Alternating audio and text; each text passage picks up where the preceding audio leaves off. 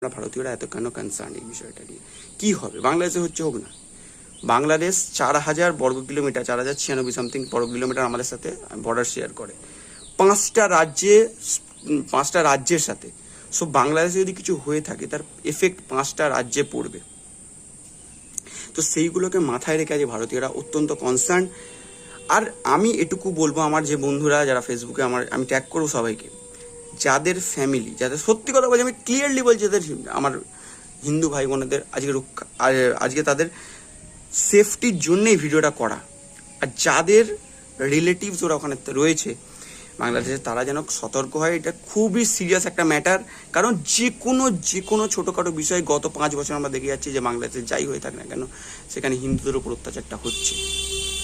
আর আজকে সঠিক সময়, আমি ভারত সরকারের, আমি যদি সরকারে থাকতাম আমি তো এটাই বলতাম যে ভারত সরকারের এই মুহূর্তে স্টেপ নেওয়া উচিত, যাতে বাংলা